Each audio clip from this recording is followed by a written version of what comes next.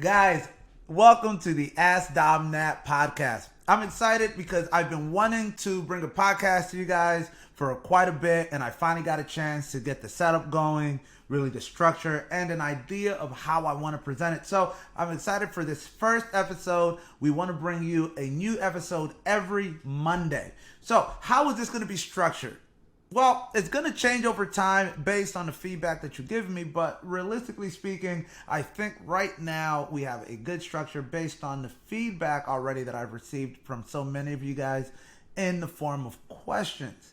Every week, I'm going to be bringing to you some trending topics and news you need to know that make us seem a little bit smarter than we really are, so you'll be caught up on some important news around the world. I'm also going to be introducing some questions to you guys that I receive and making sure that I give my answer in the longer form format than what I'm typically able to do on social media. This week, I want to get into some news, but we'll also go over 3 questions that I received from you guys. So if you have any questions, make sure you send them to me via Instagram, Facebook, TikTok, or my email. Wherever you get it, just send it over. I'll be happy to answer. Catch me on social media, though. That's the best way to get questions over to me. First question. It's a good one. What's your outlook on the 2023 housing market?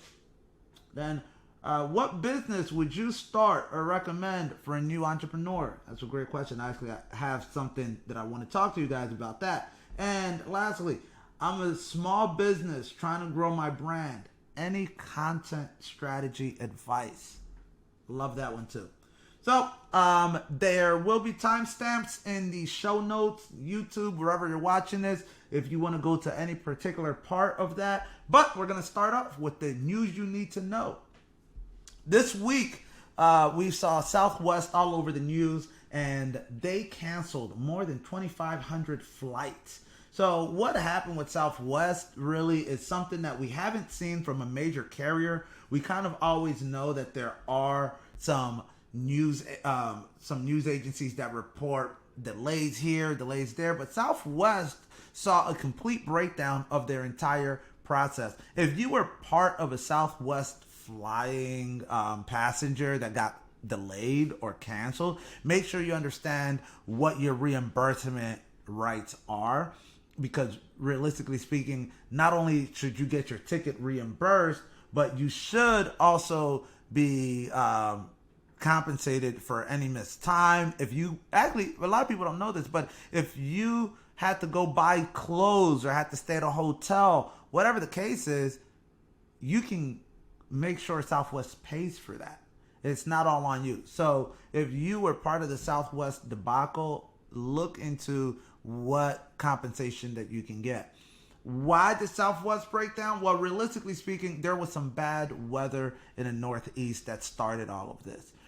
Southwest is known as a point-to-point airline, meaning if you're in a small market, in a small city, they pride themselves in getting that small city to another small city in somewhere in the United States.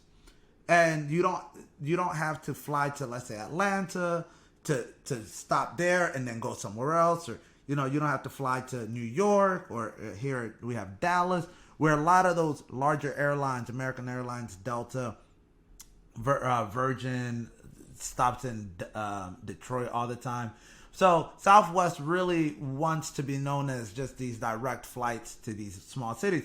But what happens is they don't have big crews in any particular city. So when one flight gets delayed or gets stopped, it's not like, okay, now that plane can't make it to another small city. So that small city is like, well, the plane isn't available and I can't do anything, because it's not like we have a lot of planes here, like in Atlanta, where an airline can readjust, put people on different planes. Maybe they'll stop in a different city, but it's just a greater concentration. If somebody didn't get a chance to make it into work because they were stuck in the snow, well, they have a larger crew in their major hubs than they would typically in just a small city. So And then one big thing that Southwest messed up on that a lot of people don't know is that their technology for their scheduling and their IT was really outdated. So they were using technologies from 1990s and so forth to schedule their people. There's no automated, like, hey, your flight got changed. If you're a stewardess or a pilot, we need to make these changes. They have to call these employees and talk to them about their new flight status and so forth. So making that many phone calls became overwhelming just for their support staff, and things got discombobulated. You wanted to make sure that pilots, these pilots and air staff workers or aircraft workers are on union like regulations, so they can't work so many hours. They need to have breaks.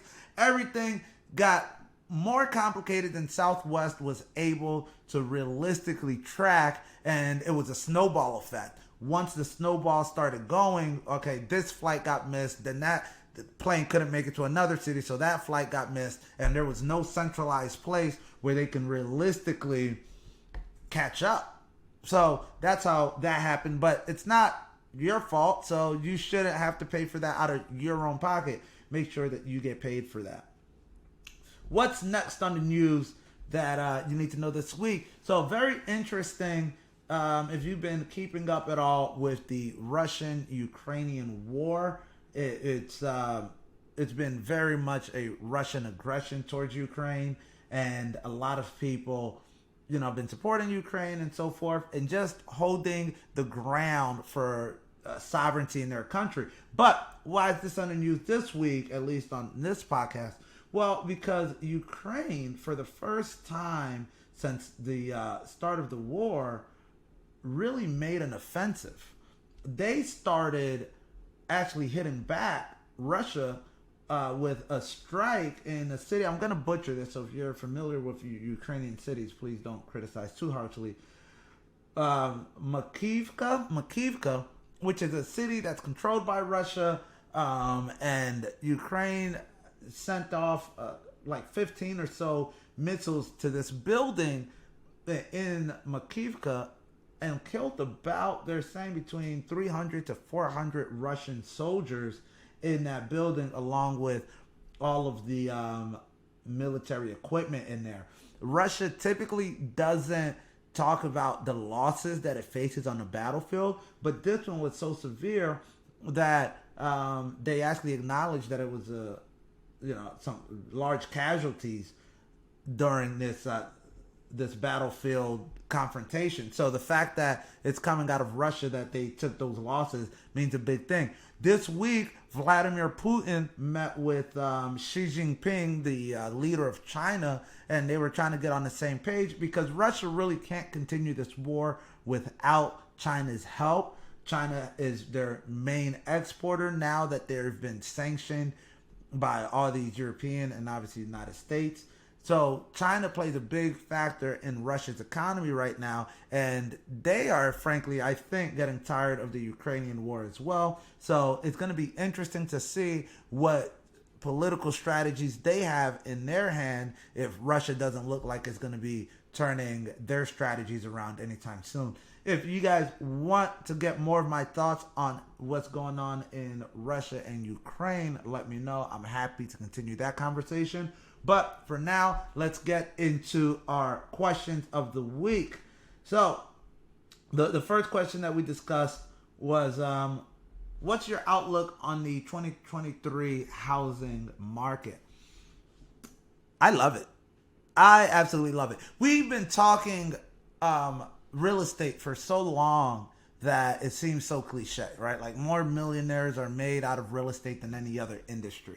But the reality is that right now you have an opportunity in 2023, possibly even 2024, that doesn't come too often, and that it's a buyer's market. For the last couple of years, even after 2008, it's not even 2008, right? 2008, we had all these foreclosures happening, blah, blah, blah. Market crashed.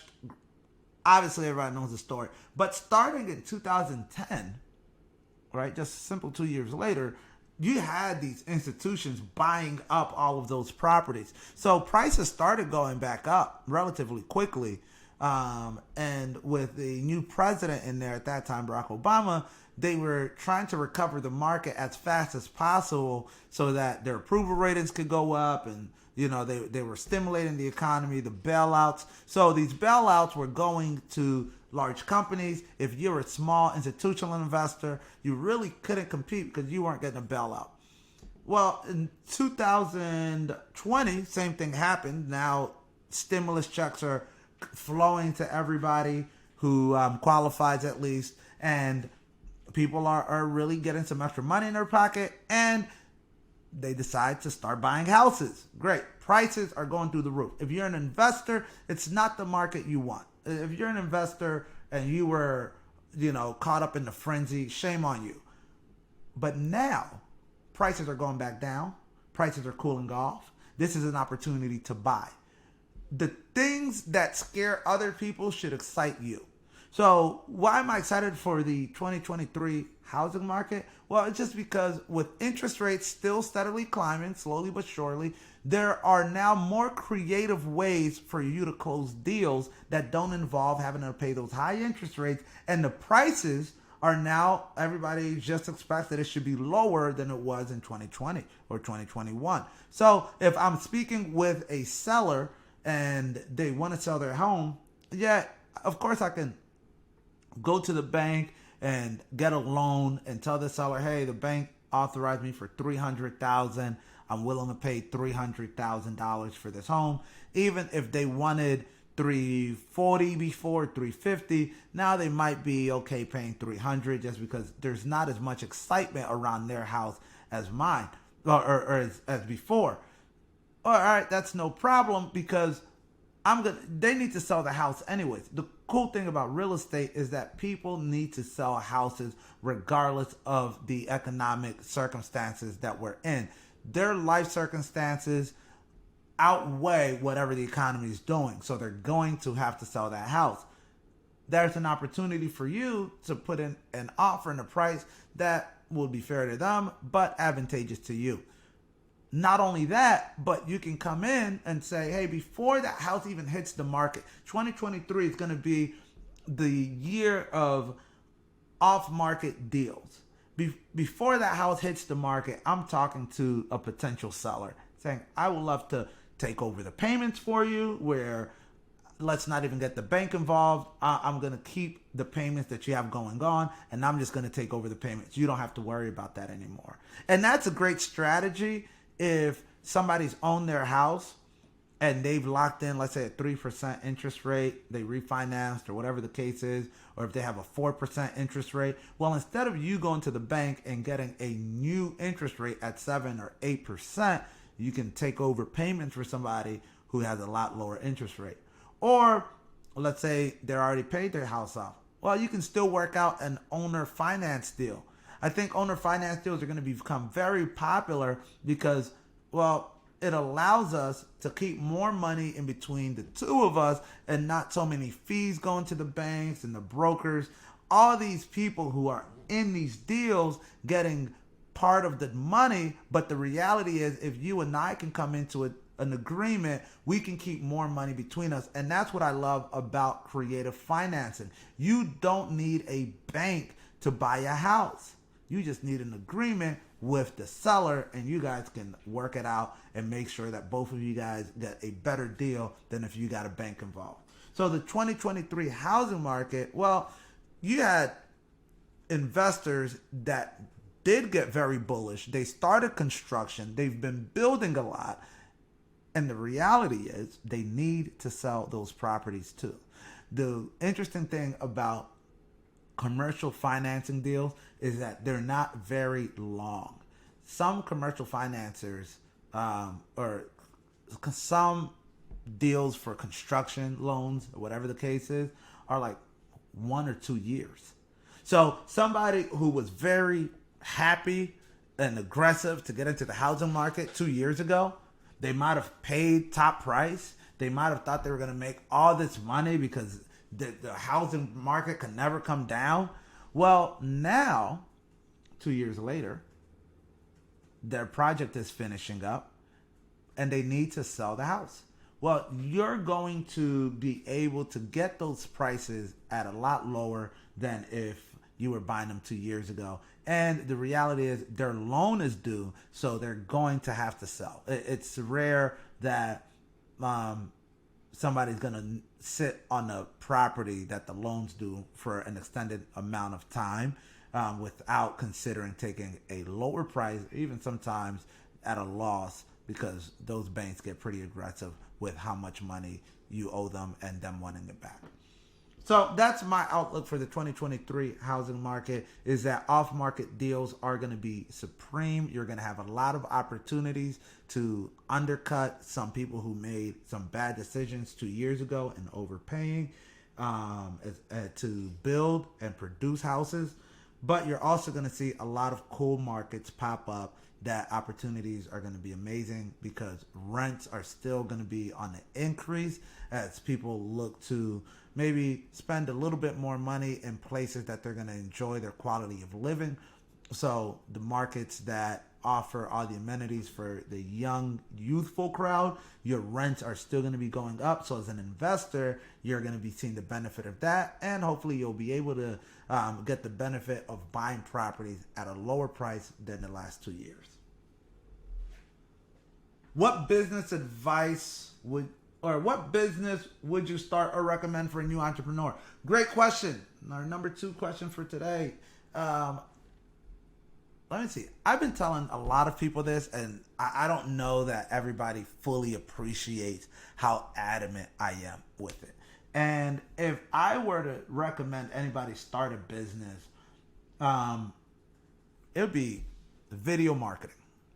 Video marketing has probably seen the highest increase in the last 3 years than it had in the 20 years prior, right? Because we've always seen commercials on TV. We've seen these brands, and they've spent thousands or hundreds of thousands, even millions of dollars to do these video ads and to run commercials on them. Now everybody knows that the shift is to social media. And I have been surprised at how poorly some brands do video. And I've been surprised at how clueless these brands are with marketing those videos. And the reason I know is because even at a small account, we've been contacted by brands that say, we love what you're doing with some video stuff. How can we work with you to do more video? They don't even necessarily even want to sponsor my channel. They just want us to help them with their video stuff. And then I see how much money they're pouring into it. And I'm like, wow, this is astronomical compared to what I know you can do from a smaller account and just with more creativity. So if you are that piece to those brands, if you can say, hey, look, I've seen this on Instagram, Facebook, TikTok, whatever, you're going to have to watch a lot of videos to see exactly what works and what doesn't. And then if you have the ability to do the video yourself, perfect, do it. Yeah, amazing. Be your best self and do that video for these brands. And just start by doing amazing, captivating videos. Like something that if somebody looks at, they're just like, wow, that's awesome. I don't know how much you have to spend on your camera or your production, but people will notice high quality videos. And whether that's your niche is cooking or fashion or whatever the case is, but doing videos from a cinematic brand perspective will get the eye of brands who want to work with you.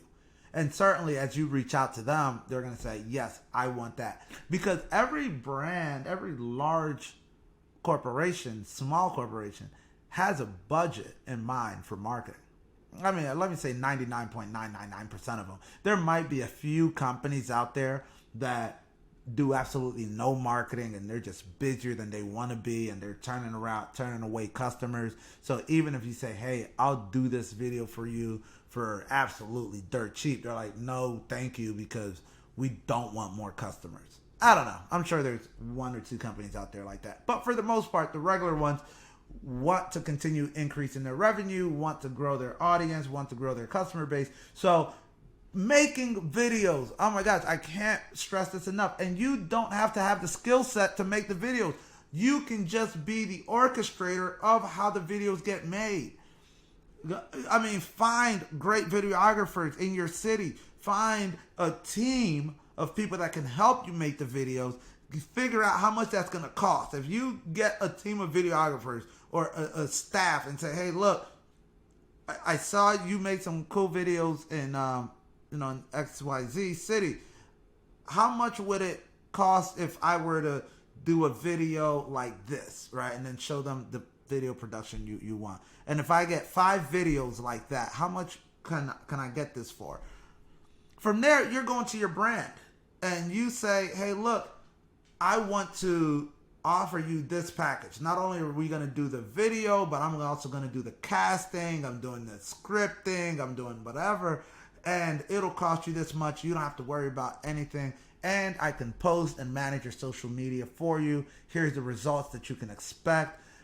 I'm telling you, companies are really good at doing whatever their industry is, right? Like if this is a carpet cleaning company, they might be great at carpet cleaning. But if you can convince them that you can make carpet cleaning seem interesting and fun and engaging, no way you're not coming out of there without a client.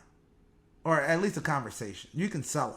So video and marketing is going to be the business that I'm recommending everybody to really consider, because it doesn't take too much effort.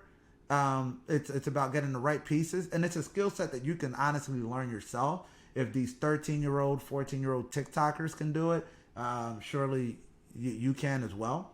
So really consider that. And once you start understanding how much money businesses spend on marketing, then you're gonna, no matter where you start, I don't care if you're charging people $1,000 a video or $5,000 a video, you're gonna realize that there's a world of content production out there in the millions of dollars. So I'm very excited for you to do that.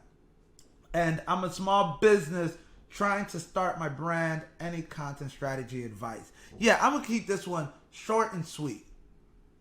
Starting a content strategy in 2023 is all about how many times you're posting on social media. I've gotten a chance to be part of a Facebook small creators and small content creators program, and talking to Facebook about how many times you should post per week. They tell me you should post 3 to 4 times a day. Posting 3 to 4 times a day, Facebook has told me, increases your chances of growing your audience, getting more views, everything. And it sounds extensive to me. I don't want to do it, but then you start realizing what other brands are doing. And these brands are literally just pumping out content because only 10% of their audience is seeing all of the content at any given time. So if you are looking at posting once, twice, or 3 times a week, then you're not even in the range of what your content strategy should be. And I'm talking about you should be in your stories, whatever platform you choose. You should be in your stories every day. You should be going live a couple times a week. You should be putting reels. 15, 20, and 30-second videos are key for whatever your product is. If you're a business, how can you captivate me in 15 seconds? And you don't have to be super creative all the time. Just keep me front of mind, and I guarantee you that's going to be working for you to grow your brand. Small little videos, and you're going to grow your brand just by people seeing it constantly. So let me see what a 15-second video looks like, 30-second video, but do it 3 times a day. If you can start with 3 posts a day, and then eventually you're going to start getting even more creative with a with the production of quality. So hopefully that helps. And hopefully that answers all the questions for this week on the AskDomThat podcast. Thank you for listening. We'll see you next week on Monday.